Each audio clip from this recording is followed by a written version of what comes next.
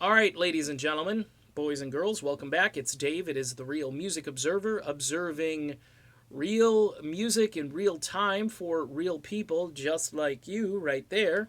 And right here, me. Steve Perry does not have to tour. There's a lot of chatter now about the fact that he needs to tour.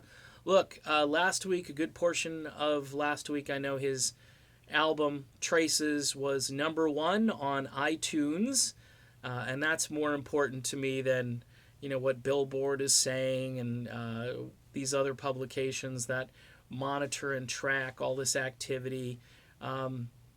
It's more important than how well his song is doing on the charts, which, by the way, on the adult contemporary chart, the song is beginning to move up again after 10 weeks. I think part of that is because the album comes out, there's tons and tons of promotion behind it.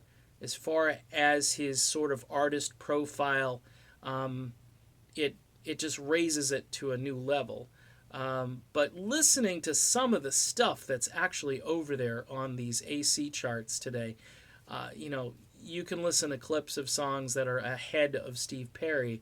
And for me, there's almost zero music I would listen to. It's all synthetic. It all sounds like it's generated from a computer. Even the vocals don't sound natural to me on most of these tracks.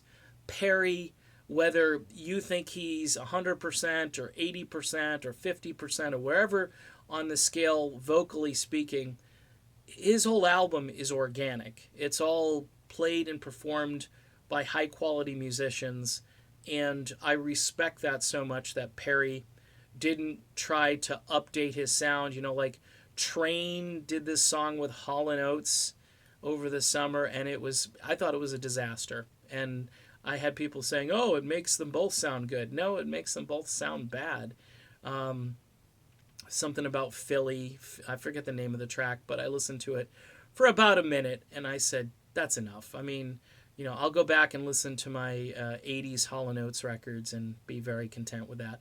Um, but anyway, getting back to Perry and touring, I don't think he needs to tour. He's done more than most people uh, could have imagined on a promotional scale. And I think touring, I mean, he tells stories about putting different color light bulbs in hotel room lamps because he wants to feel like he's at home. This is a guy who wants to feel comfortable, and he doesn't want to have flashbacks and to reignite sort of all of these things that happened to him so many years ago. So if he didn't tour, it just wouldn't be surprising to me. I know people are clamoring for it and they think, oh, he's got to tour. No, he doesn't have to tour. Traces is doing well. I was at the Target where I bought the CD when it first came out the first day, and they were out of stock. So things are moving along for Steve Perry, and touring, I don't think, is a necessity. That's just my opinion. I could be wrong about him touring. I'd give it a 50-50 shot, maybe even lower than 50%, but we shall see.